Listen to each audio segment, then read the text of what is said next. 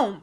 Hello my favorite people, today we're going to be learning about the Irish potato famine. As you guys know, I did two Irish history videos now, and a lot of people have been asking me to learn more about the Irish potato famine, which is a big thing that goes into the Troubles, Bloody Sunday, I'm not sure if that was y'all though, but yeah, basically just the history of Ireland and the torment the people of Ireland have had to experience was because of the potato famine, which could have been avoided to my understanding. Anyways, again, disclosure. I'm an American girl, don't know shit about y'all's history, don't know shit about y'all's culture, which is the whole purpose of these videos. Now, I know there's going to be some people who are going to say, Favour, if you want, this is my impression of an Irish accent, Favour, if you want to know more about our culture, you can't do it through a video. I disagree. So, that being said, here we go into this video. Don't judge my opinions, I'm just going to say what I say based on what is in the video. If you disagree, go ahead and comment down below, but yes, this is all just about learning, trading cultures, and expounding the mind. So, Negative Nancy's got the phone. Okay, here we go into Irish Potato Famine, Isle of Blight, Extra History number 1 by Extra Credits. If you have any video suggestions or requests, head over to Instagram, DM them to me over there, like this video, check out the second channel, subscribe here, subscribe there, follow the Discord, follow me on Instagram, and here we go. The first thing the farmer notices is the smell. An earthy rot in the fields. The Irishman walks into his potato field to find the plants turning brown and wilting. He digs up a tuber and finds it slimy like a bar of soap. When he's Tuber. Potato. wilting. He digs up a tuber and finds it slimy like a bar of soap. When he slices it open, brown mucus oozes out. The whole crop is the same. Oh man. It'll be a hungry year, but he will survive. Because this isn't Ireland in the famine year of 1845. It's the United States 2 years earlier. And this man has no idea how this blight will devastate the country of his birth. Okay, so basically he's talking about, or that introduction basically said the same thing that's going to happen in Ireland was already happening in the US. Which also makes me think, this may be a stupid question, but whatever, I'm going to say it anyway. Our pilgrims, our first settlers, were they English or Irish? Or were they a mix of both? Because to my understanding, it was all English people who left England and came over here in, like, the 13 colonies. But maybe there were some Irish people there, too. The Irish potato famine ranks as one of Europe's worst agricultural disasters. An event so momentous that it not only defined a generation, it scattered a people to the winds. Damn. When the blight arrived in 1845, Ireland had a population of 8.2 million. Within a decade, though, a third of it was gone. Around 1.1 million died from starvation and disease, while 2 million immigrated abroad. Actually, you know what? Strike that. Immigration isn't the right word. It was flight. Plain and simple. Well, I feel like, yeah, in this instance, I was going to say immigration would fit because you can still immigrate somewhere if you're fleeing somewhere. But I feel like in this instance, it was more drastic than just wanting a better life or wanting to seek refuge somewhere else. Like, this was life or death. Evacuation. During the height of the famine years, when children's mouths were stained green from eating grass and dogs scavenged graveyards, people brawled on the docks for space aboard the overcrowded vessels. Most didn't even care where the ship was headed, as long as it wasn't Ireland. Yet Ireland was not the only country, or even the first, to experience the blight. The fungus responsible emerged in the United States in 1843, hitching a ride to Europe in cargo holds. Farmers attempting to strengthen European potato strains may have even accidentally imported it when they crossbred their potatoes with American stock. And strengthened by a rainy summer and carried by the wind, the fungus stormed the continent. Damn. During the summer of 1845, news of the blight filled European newspapers. Belgium had lost 87% of its potato crop. Flanders, 92%. Holland lost... What? Flanders? What is that? Holland is... I've heard of Holland, but I don't know if it's a city or a country. Interesting. 70%. Germany and France got off relatively light, only losing a fifth of their harvest. Rumors of starvation leaked out of... Jesus. Hold on. I thought that was Germany. Okay, hold on. European newspapers. It didn't just Belgium affect had Ireland. Lost 87% Belgium. of its potato crop. Flanders 92. Holland lost 70%.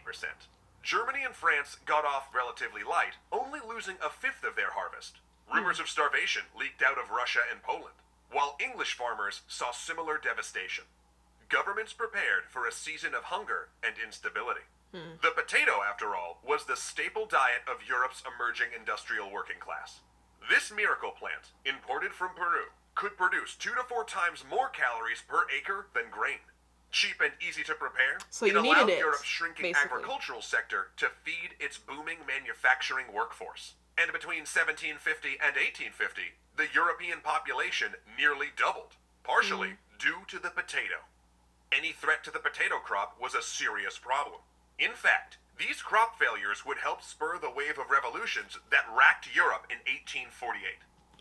Basically, the culture and existence, people's way of life and living, was surrounded by the potato. So now that it's abruptly sort of...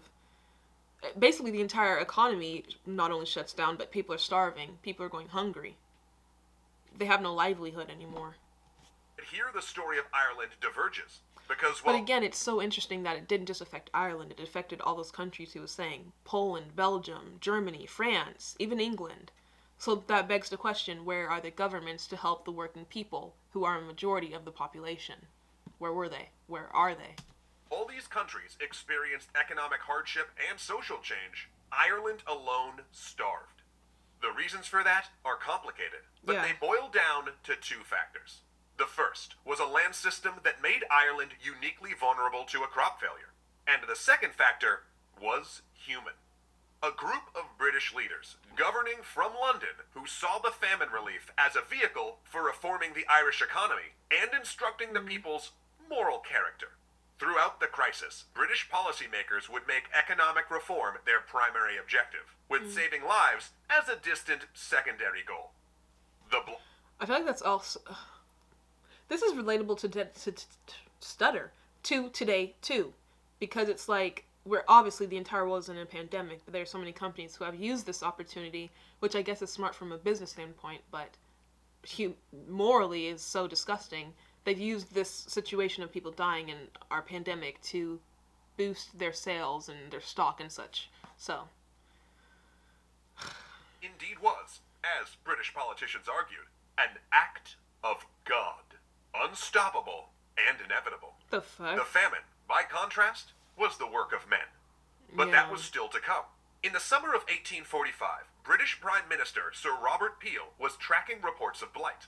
He worried about it striking England, of course, but he knew that if it took hold in Ireland, the result would be catastrophic. Technically, Ireland had been a part of the United Kingdom of Great Britain and Ireland since 1801. But in a practical sense, it had been the very first step in the British colonial empire.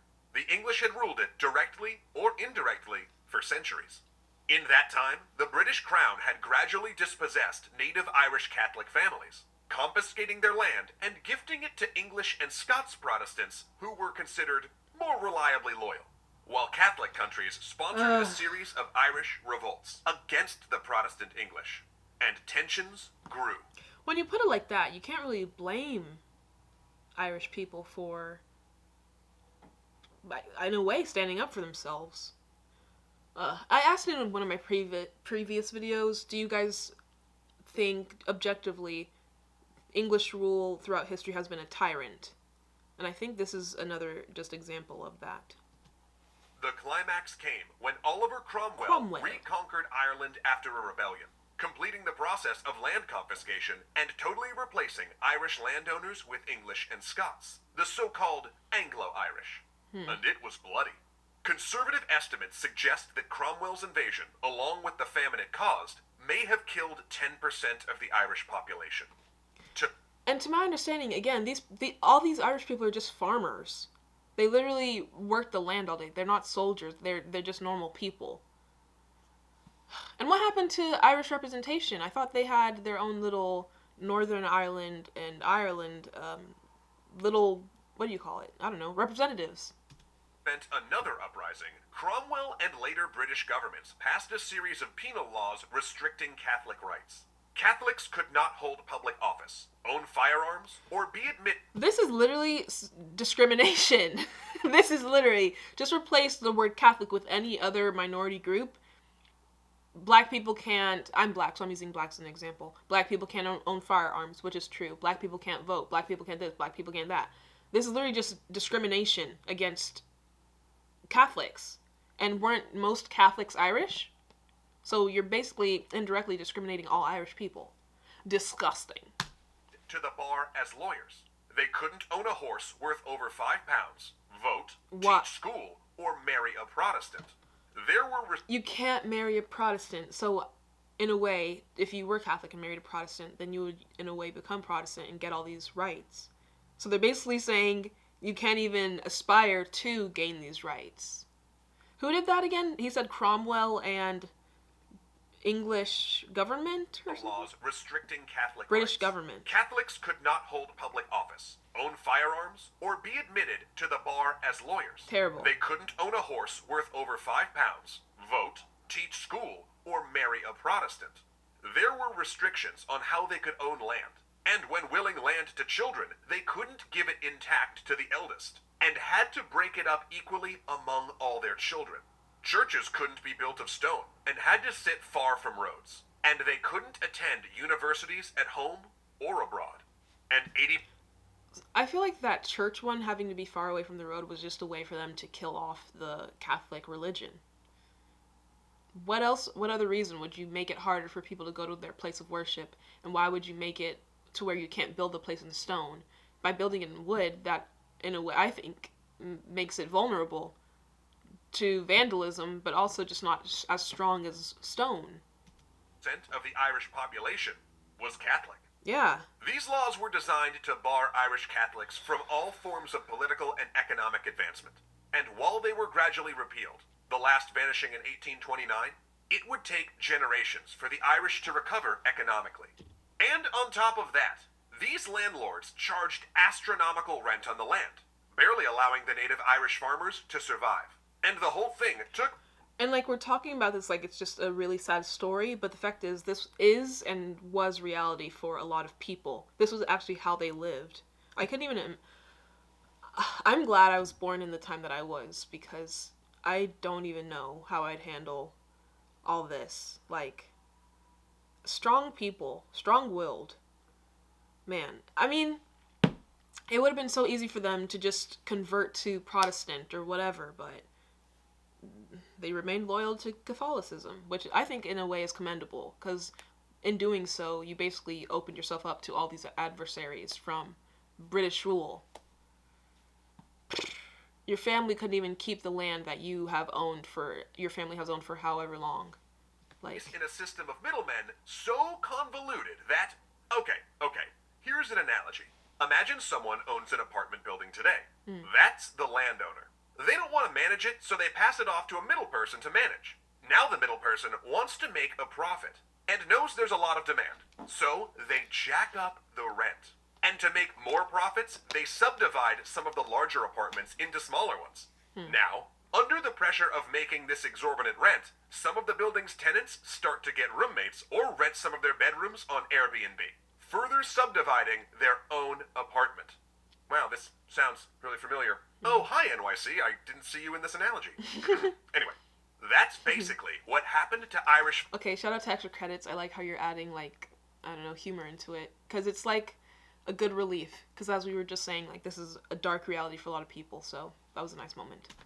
Comedic relief. In fact, some of the landowners, known as absentee landlords, hadn't even lived in Ireland for generations. The trend was bad. Then events made it worse. During the Napoleonic Wars, Irish goods suddenly became a major part of British imports, as the war cut off suppliers in France. Things improved for the Irish, with many turning to new manufacturing jobs. But then, Napoleon was defeated, French goods returned, and the burgeoning industrial sector collapsed. Out-of-work weavers and tradesmen flooded the countryside, engaging in ludicrous bidding wars for small plots of farmland, promising to pay rents the land could never sustain. Irish farmers began cultivating land that had never been farmed before. Rocky hillsides, beaches, and bogs. The land, subdivided already through the inheritance laws, and the greed of landowners, got subdivided further. And middlemen for those landlords, increasingly disappointed with returns from potato farmers, evicted whole villages to use the land for cattle raising, which squeezed the farmers even further. By 1841, 45% of all agricultural holdings were under 5 acres, a consequence of population explosion paired with a land system that depended on chains of landlords, often 3 or 4 deep, leading back to England. Only one thing allowed people to survive. You guessed it. Potato. The potato. A single acre of potato plants could produce 6 tons of crop per year, enough to feed a family of 6. No other crop provided... I was going to say, why didn't they just stock up on potato? But again, potatoes dry up, right? So you can't even... It's not like an onion where you can just have it all sitting there for years and years. Yield. But many Irish families were larger than that, and the rent still had to be paid. In the decades leading up to the famine, So the money shrinking hungry. plots of land gave most no more than a subsistence living. Ireland was already the poorest country in Europe. Before the subdivision, most families at least had a cow. But in the decades before the famine, the more expensive cow disappeared, replaced by a pig. Milk, butter, eggs, and herring disappeared from the peasants' diets. Cash crops like barley and oats vanished, replaced by more potatoes. Visitors were shocked at the depth of Irish poverty. The majority of the country went shoeless, and many in the countryside wore literal rags. In towns, landless workers lived by the pawn shop, pawning their Sunday clothes after attending church, buying them back on Friday payday, wearing them to church again, and then repeating the cycle. Man. Ugh. God. That reminds me of, like, the whole talk of trying to keep up appearances or whatever. It's just really sad because, like, I feel I could judge them all day. My mom's calling. Hello, I'm filming a video. I'll call you after. Bye. So that's what I was saying. Yeah, keeping up appearances, trying to appear like you still have money, blah, blah, blah, like you're living above your means, but in reality, like, I can't even judge them again because it's not their fault, really. But those same visitors were often astounded by the peasants' hardiness. Irish peasants were strong and often good-looking. Scientific testing, so popular in the Victorian age, found that the average Irish peasant was both taller and stronger than both English and Belgian ones. And it was due to their diet, eating nutritious, vitamin-filled potatoes 3 meals a day. But in August of 1845, Irish farmers walked into their fields and smelled rot. The blight was in Ireland, but London had a plan to use this crisis to remake Ireland. A plan that... and we know how that's going to turn out. Bring down Prime Minister Peel. Who's Prime Minister Peel? I'm not sure. We'll find out in the next episode, I guess. Man. It was really cool, though, not cool, but interesting to see the build-up of it all. It's also really sad, though, to see what they all had to deal with, and especially in regard to the laws and such, because it was all just plain discrimination and just trying to make the lives harder for Catholics, but more specifically Irish people. So let me know if you guys want me to check out the second part of this video. It's called Irish Potato Famine, the Corn Laws. I'm not sure what the corn laws were, but again, we can learn about it. Subscribe if you're new here, like this video, check out my other culture videos in the culture playlist. Follow me on Instagram. Follow me on the Discord, follow me on Instagram, check out the second channel, and I'll see you guys tomorrow. Bye.